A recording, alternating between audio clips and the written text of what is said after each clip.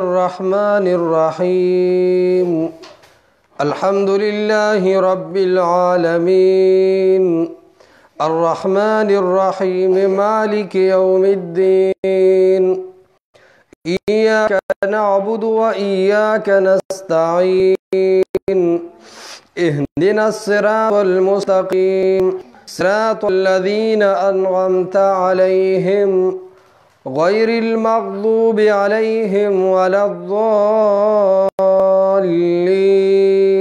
آمين.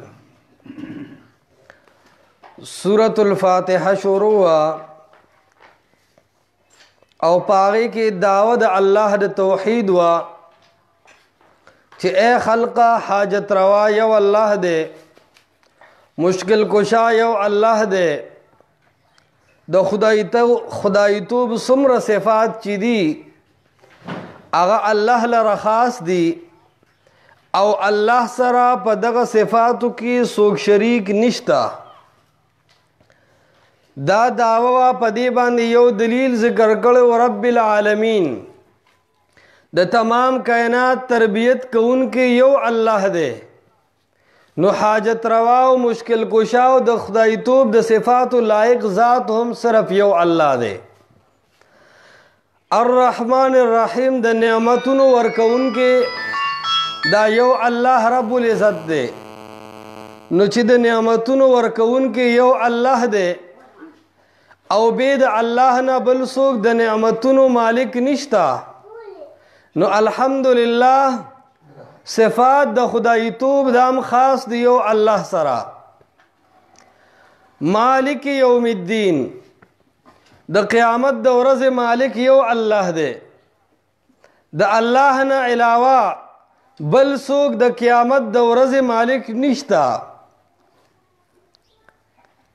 نو چې د اللہ نا علاوہ بل سوک د قیامت د ورځ مالک نشتا نو الحمدللہ صفات د خدای توب دام صرف خاص دیو اللہ سرا او د اللہ نا علاوہ بل سوک د خدای توب د صفات و لائق و قابل نشتا چی دا دعوام د دلائل سرا امنلا نو د دین دا مسئلہ روتا چی اے اللہ تد تمام کائنات پالون کی او تربیت کون کے اے اللہ تد نعمتون مالکی اے اللہ تد قیامت دا اغلوی ورز مالکی نو ایاک نعبدو اللہ مونگ با عبادت صرف تا تکو صرف ستا عبادت بکو دا بلچانا اللہ صرف تا تبرا مدد شوایو بلچاتنا اللہ صرف تا تب سجدہ کو بل چاہتا نا اللہ صرف ستا پنم باندے با نظر و نیاز منو دا بل چا پنم باندے با نظر و نیاز نمنو نو دا عبادت گن اقسام دی پاغی کے لوی عبادت دے اللہ تا رامدد شویل نو اسنا عبادت دا اللہ کے رکوع سجدہ اللہ تکے لیکن پا حاجات و تکالیف و پریشانوں کے رامدد شد اللہ نا علاوہ بل چاہتا وے وی نا اللہ وَإِيَّاكَ نَسْتَعِينَ اللہ رامدد شب خاص تا توام بل چاہتا نا نو کلچے تا دا خبرہ اللہ سر دے لوز اکڑو او پا دغ دلائلو باندی دی نتیجہ متفرق لا نو اس دا یو نیغ لار دا تعلیم دعا دا دعا طریقہ در تخی چی دا سے نیغ لار ندی باطل پرست وان رئی نو دا اللہ نسوال کوا چی اہدنا الصراط والمستقیم اللہ اس میں پدی نیغ لار باندے روان اساتی تر مرگ پورے یا اہدنا الصراط والمستقیم اللہ پدی نیغ لار باندے میں کلک کے دا مانا دا صراط مستقیم او دا اہم چیز دے چھ انسان تا دنیا کے صراط مستقیم معلوم شو او چھ کل چاہتا صراط مستقیم معلوم شی دا دے نعمت قدر پکار دے او د دې نعمت د قدر طریقه دا ده چې کوم خلکو ته صراط مستقیم نه دی حاصل، کوم خلکو ته نیغه لاره نه ده معلومه، د هغې د صراط مستقیم د راړېدلو دپاره په زړه کې درد پیدا کا. دا خو څه کماله دی چې ته توحیدي ابل ته او مشرکا او بدعتي او معتزلي او د اسلام نه خارجه او کافره او دیگبندیه، دا کمال نه دی. دا مشن د انبیاء علیه السلام نه دی. مشن د یونس علیه السلام وګوره، د نوح علیه السلام مشن وګوره. نوح علیه السلام وی وانصحت لکم وانصح لکم، اے خلق تاسو ته نصیحتونه کوم. د حبیب نجار مشن او د زړه درد وګوره، اے خلقو اتبعوا المرسلین، د انبیاءو په لار روان شئ. دا ورته نه وایي چې اے مشرکان او کافران او د اسلام نه خارج وو، اگر چې هغې ته خو ویل پکار و ځکه مذهبي خلک نه وو. بیا چې مذهبي عالم دی او هغه بیا هم په شرک کې مبتلا دی، مذهبي عالم دی او بیا هم بدعتي دی، زړه کې به درد کله پیدا کوي چې دی په صراط مستقیم باندې کلک شي. ځکه دیم انسان دی، تم انسان یې. که د ده په ځای باندې ته مشرک وې، څنګه چې دی بدعتي دی، که ته بدعتي وې، څه به دې کول؟ تا ته چې دا چا دغسې چلنجونه درکول تا به خوښول؟ نه به دې خوښول. نو چې نن دی مشرک او بدعتي دی، ته زړه کې درد پیدا کا، زړه کې غم پیدا کا چې دا خو په لا اله الا الله محمد رسول الله سره زما د کلمې رور دی، دا خو د قرآن په منلو کې زما رور دی، دا خو د افغانستان په امارت اسلامی کې زما جنګېدونکی رور دی، دا خو د کفر خلاف ار باطل تا ار کفری طاقت تا دا غي مخالف د اسلام تایید کون کې زما رور دی، دا خو د یوې قبلې ته مخ کوي، دا خو په یو الله اکبر سره زما جماعت ته راځي. د نن زمانې بدعتي او مشرک دا خو په یو الله اکبر سره د یوې قبلې ته مخ کوي. د نن زمانې مشرک او بدعتي خو په یو اعلان سره ما سره روژه نیسي. د نن زمانې مشرک او بدعتي خو په اسلام سره نکاح تړي او د اسلام مطابق نکاح ماتي. د نن زمانې مشرک خو ټول مذهب اسلام منلو ته ما سره تیار دی او بیا هم شرک کې مبتلا دی، بیا هم بدعت کې مبتلا دی. نو زړه کې درد پیدا کا، درد بدای چې یو خو به الله ته شکریا ادا کړي چې اهدنا الصراط المستقیم، الله په دې نیغه لار مې کلک کړي. دویم به د انبیاء علیه السلام طریقه شروع کړي. د انبیاء علیه السلام طریقه دا ده چې وانصح لکم، دارنګې بلغ ما انزل الیک، هغه سره مینه وکړه، هغه سره محبت وکړه. د مداهنت دعوت په اسلام کې نشته، خو وقولوا للناس حسنا. مشرک او بدعتي سره چې کله دعوت ورکې نو په داسې انداز کې ورکوه چې ستا د پروګرام نه هغه ته عبرت حاصل شي. افسوس تا دی چې نن صراط مستقیم الله چاته نصیب کړی دی. نن چې کم خلق اهل حق دي، نن چې کم خلق بدعات نه کوي، د هغې خلو بواسیر دومره دي چې 10 منټه بیان کوي نو 12 به په هغې کې کنځلي، 2 او 3 به په هغې کې د توحید خبري.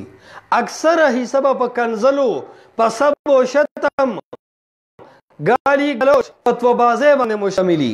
نو وینا صرف هدایت نه، صراط الذین انعمت علیهم، نهج هدایت راته وموښی. هدایت درته الله وښو، لیکن صرف هدایت کافی نه دی، د هدایت دپاره نهج هدایت پکار دی.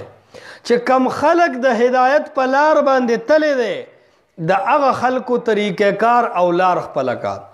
صراط الذین، لار د هغه کسانو راته وښی الله، انعمت علیهم، الله چې تا انعام کړی دی، احسان دې کړی دی، علیهم په هغه خلکو باندې. الله د هغه خلکو لار راته وهي صراط الذین لار د هغه کسانو انعمت علیهم الله چې تا انعام کړی دی تا احسان کړی دی تا فرزونه کړی ده تا رحمتونه لېږلي دي علیهم په هغه بختورو خلکو باندې الله د هغه خلکو لار راته وښی د نحو علما پې پوهېږي صراط الذین انعمت علیهم صراط المستقیم مبدل منه کا او صراط الذین انعمت علیهم ته بدل الکل واخلا نو اشاره د دې خبرې طرف ته چې په صراط مستقیم کې دوه صفات دي سو صفات دی بکی دوه صفات یو صفت پکې استقامت ده صراط والذین انعمت علیهم دې خلکو کې استقامت ہو بل صفت پکې دا ده انعمت علیهم الله چې تا په خصوصي انعامات کړی دي نو چې څوک په صراط مستقیم یو بدی مضبوطی څوک به د حق لارې نه اړی نه اور دویم د باندې به د الله انعامات کیږي چې دا بدل راوړو دې ډېر حکمتونه علماو ذکر کړي دي مفسر عظیم مفسر قرآن عالم بے مثال خاتم المفسرین علامہ شیخ عبدالسلام الرستمی رحمه الله تعالی علیہ رحمتا واسعتا الف الف مرہ اغیوم په تفسیر احسن الکلام کې د بدل هغه فواید هغه ذکر کړی دي چې بدل راوړو یو پدې کې تسلی ده چې صراط مستقیم باندې کم سړی زی نو هغه ته پریشانې راځي کم سړی چې په صراط مستقیم باندې زی نو هغه ته به مصیبتونه راځي خو الله تسلی درکوي چې یریږه ما په دې مصیبتونو تکالیفو کې دا خلک چې در باندې د کفر فتوی لګي دا خلک چې د تنظیمونو نه وباسي دا خلک چې در نه بایکاټې کوي دا خلک چې وایي جلسې له مور دی او د الله توحید پرست مسلمانه خفه کېږه ما مقام در الله درکوي او ټولې دنیا ته د الله د انور غونده ځلوي نو صراط الذین انعمت علیهم الله وی تسلی دل در کوم چې اول به در باندې فتوی لګي لیکن العطایا علی متن البلایا خوشاله د مصیبتونو په شاګانو باندې دي تا ته تر هغه مقام نه ویلاویږي تر څو چې در باندې خلکو د کفر دروغجنې فتوی نه لګولې تا ته تر هغه مقام نه ملاویږي تر څو چې خلکو ستانه بایکاټ نه دی کړی دومره خفقان ولکې ابراهیم علیه السلام ستا هغه حقیقي پلار هغه ته خپل پلار ویلیو لارجمنک وهجرنی ملیا ای ابراهیم په کاڼو به دې ولم دی وطن نه به دې وباسم نو کته د تنظیم نه مو استه په ظاهري معنا ما یریگا صراط والذین انعمت علیہم د رسول الله او د عثمان او د عمر او د صدیق په لار هو حقیقت کې ته روانه نو صراط والذین انعمت علیہم کې تسلی ده چې العطایا علی متن البلایا پچا چې څومره مجاهدی راځي دومره دی مضبوطی دو چرګانم لیدلی دی یو پارامې چرګي یو کورنۍ چرګي کورنۍ چرګ اول اگې وته کی دی نو خلکو سره دام غمی چې دا اگې به سخاشي کې بچي بروړي یو امتحان په دې اگو باندې تیر شي بیا چې کله بچي وشي نو چرګ دې ځکه خو کارغه او ټپوس ورته په دیوال ناشته ټونګه په وای ا دې کله خلک اوچت کې خو چې درونی نیمه کې تر وګرځيږي بیا چې کم دی یو خوا د پیشونه بچ کېدل بل خوا په چې کم دی د ګیدړ گزار د ټول مصیبتونو نه چې ملکی چرګوزي نو هغه دومره مضبوط شي چې هغه کله تر ټینګې نو ټول چم کې به ورپسې منډې وي نو آخر کې به راټینګې او چې مصیبتونه پې نه تیر شوي ټول عمر د مایانو چجې خوړلي پارامې چرګي هغه له چې ګوتې وړلې نه هلته په ځای کیني نو مجاهدی چې په چا تیرې شوي یا خو ملکې چرګي د هغه مقام چې علالې کې ټول چرګان دیوالونو ته وخیږي او کود کود کوتات او چغې وخي. ولې مقام دی د ملکی چرګ؟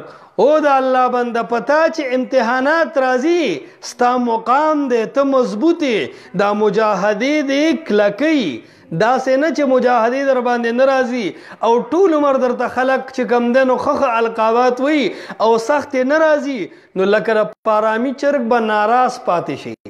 نو په دې باندې مخه پکېږه العطایا علی متن البلایا، بخششونه خوشاله دا د غمونو په شاګانو باندې دي. چا چې غمونه لیدلی نو هغه خوشاله ته ډېر خوشحالېږي. عام سړی چې ګوړه خوري ځان نه مزهي، خو چې مرچکي باندې خلت راخشي او ګوړې نه چک وي نو ډېر په جوش سره وي. نو صراط الذین انعمت علیهم اشاره د تسلی طرف ته. دویمه پیدا پکې دا ده چې په صراط مستقیم کې تلون کې اکثر یوازې پاتې کیږي. نوح علیہ السلام چې چغه والي ده نو بچیم تی جدا شوی دی. ابراهیم علیہ السلام چې आवाज کړی دی نو پلارم تی جدا شوی دی. لوط علیہ السلام چې مسله کړی ده بیبیم تی جدا شوی ده. نو وی اسې نه ته ووایې چې حق وامه نو یوازې وشم. الله وی نه، صراط الذین انعمت علیهم، حق بیان کا. که مرګ راغې نو محمد مصطفی او عظیم الشان صحابه به تا ته غاړې ملاوي. نو صراط الذین انعمت علیهم کې بل تسلی ده چې ته یوازې نه یې، ستا د مسلې او ستا د نهج او ستا د پروګرام مشران په جنت البقیع کې پراته دي. نو دا بل تسلی ده. دغه رنګې صراط الذین انعمت علیهم یې ذکر وړو چې د صراط مستقیم ادراک هغه آسان شي. هر سړی به وي چې صراط مستقیم چا سره ده. یو به وي چې اهل سنت والجماعت ته داخل شه، بل سړی به وي چې علماء دیوبند ومنه، بل سړی به وي اشاعت التوحید ومنه، بل به وي سفاهی صحابه ومنه، بل به وي جمعیت علماء اسلام ومنه. نو زه څه وکم؟ صراط مستقیم چا سره ده؟ الله وی صراط الذین انعمت علیهم. صراط مستقیم باندې هغه خلق دي چې هغه نن په جنت البقیع کې پراته دي. هغه محمد رسول الله ده، هغه اصحاب د محمد دي، هغه حضرت ابوبکر صدیق ده، هغه حضرت عثمان ده، حیدر ده، حیدر علی ده، حضرت علی، حیدر کرار اور دغه رنګي هغه عمر فاروق رضی الله تعالی عنہ ده. نو صراط الذین انعمت علیهم اولئک اصحاب محمد، محمد رسول الله والذین معه. خجی بل بدل ذکر وړو صراط الذین انعمت علیهم کې چې منعم علیهم درته معلوم شي چې هغه انبیاء او صحابه دي. نو اشاره د دې خبرې طرف ته که څوک ارسنګ پروګرام جوړ کی، که څوک ارسنګ د دین نقشه جوړ کی، خو د چا نقشه چې د انبیاء او د صحابه او د میشن خلافي که ارسم رخلې بل په ولګي دی په صراط مستقیم نشی راتلی. د صراط مستقیم د پاره معیار او د غیره پاره قسطاس اور میزان اگر لار د صحابه او د اولاد د انبیاء علیهم الصلوات والتسلیمات ته. ابن کثیر رحمه الله علیه د صراط مستقیم او د الذین انعمت علیهم بارک وی هم اهل الهدایت، هم اهل الهدایت والاستقامت والطاعت لله ورسوله. دا هغه خلق دي چې په هدایت دي، دا هغه خلق دي چې په حق مسله باندې کلک دي، دا هغه خلق دي چې هغه د الله او د رسول الله صلی الله علیه وسلم تابعدار دي. صراط الذین الله لار راتوخه، الله پلار مکلک کې د هغه خلقو انعمت علیهم چې تا انعام کړي دي پاغي باندې. انعم ينعم انعام دا مصدر دی د باب افعالنا، او دلته کې منعم حقیقی، منعم حقیقی دا صرف الله رب العزت تے. ہاں مجازی نسبت کله کله مخلوق تم کیږي. نعمتونه د الله کم کم دي چې الله په دې خلقو کړی دي. نعمتونه د الله بشمار دي. وان تعدوا نعمت الله لا تحصوها. که د الله نعمتونه شمیر به نه کې وما بکم من نعمت فمن الله دا څه چې ویني دا د خدای تعالی نعمتونه دي. لیکن دلته کې د نعمتونو نه مراد څه مخصوص نعمتونه دي. یو خو د دې نه مراد اخروي نعمتونه دي چې کوم به الله آخرت کې ورکي. نو الله د آخرت نعمتونه چې پچا کړي دي د هغه خلکو لار راتوخه، د هغه خلکو مشن راتوخه، د هغه خلکو پروګرام راتوخه. صراط الذین انعمت علیهم. یا دنیوي نعمتونه کته مراد شي نو روحاني نعمتونه ته مراد دي او کسبي نعمتونه صرف جسمانیم نه او وهبیم نه. ځکه بعضې نعمتونه الله په کفاروم کړي دي. جسمانی نعمتونه به کړي دي که نه، باډی ورکړي دي، خایس هم ورکړي دي. کسبي نعمتونه، وهبي نعمتونه، خوراکونه، رزقونه دا الله په هغې هم کړي دي. روحاني نعمت چې دی هغه علم دی. نو صراط الذین انعمت علیهم الله د هغه خلکو لار راتوخې چې هغې ته تا علم د توحید او د سنت ورکړی دی. صراط الذین انعمت علیهم. نو د دینه هغه دنیوي نعمتونه مراد دي چې هغه یو وهبي دي، کسبي دي، او بل هغه روحاني دي. علم د قرآن او د سنت اوزانونه کړولي دي او مشقتونه کړي دي. او قرآن کې دغه نعمتونو مصداقات شته. لکه یو د هغې نه کتاب الله او حکمت دی. قرآن کې الله صحابو ته وایي واذکروا نعمت الله علیکم اذ کنتم اعداء فالف بین قلوبکم. نو دغلته د نعمت نه مراد قرآن او سنت دی، قرآن او حکمت دی چې الله تاسو ته قرآن او حکمت درکړل. نو اشاره و دې خبرې طرف ته چې د نعمت نه مراد قرآن او سنت دی، یا د نعمت نه مراد اطاعت الله والرسول دی. د الله رب العالمین حکم منل او د رسول الله صلی الله علیه وسلم حکم منل. سورۃ النساء کې هم دې ته اشاره کړې ده ومن یطع الله والرسول فاولئک مع الذین انعم الله علیهم من النبیین والصدیقین والشهداء والصالحین. دا نیکان خلق ته نه مراد دی. یا د نعمت نه مراد نجات من العدو دی، د دشمن نه بچ کړي. الله ماته د هغه خلکو لار وښیي چې قرآن او سنت پسې رواني. الله ماته د هغه خلکو لار وښیي چې هغې ته د دشمن نه بچ کړي. الله ماته د هغه خلکو لار وښیي چې هغې سره تا نصرت غیبیه کړي او د غیب و امداد دې ورسره کړي. نو خلاصه دا ده چې صراط مستقیم دا لار هغه لار ده ما انا علیه و اصحابي په کوم چې رسول الله تللی دی او صحابه پې تللي دي. او دا خو لازم خبره ده چې هغه لار به د قرآن سره موافق وه، د قرآن خلاف به نه وه. نو کومه لار چې د قرآن خلاف ده که هغه د منګړتو احادیثو په نوم ده نو پرېږده او قرآن والا. که هغه لار د باطل پرستو اکابرو په نوم ده نو پرېږده او قرآن والا. ځکه صراط مستقیم د اتباع رسول نه بغیر نشي موندی او اتباع رسول نه ده مگر لار د قرآن. نو رد د بدعاتو دلته علما کوي چې بدعات څومره دي دا د مصطفی صلی الله علیه وسلم د طریقې خلاف دي. که قبر پخول دي د محمد مصطفی قبر ننوم کچه دی، پوه شه چې دا لار د رسول الله نه ده. که مړي پسې څلوېښتي ده، درېیمه، اومه او کلیزه ده، پوه شه چې دا د رسول الله لار نه ده، دا لار د بدعاتو ده. که عید میلاد النبی مناول دي دا لار د بدعاتو ده. دغه رنګې که هیله اسقاط کول دي دا لار د بدعاتو ده. که هیئات په دعاګانو کې جوړول دي دا لار د بدعاتو ده. که قضای عمري کول دي دا لار د بدعاتو ده.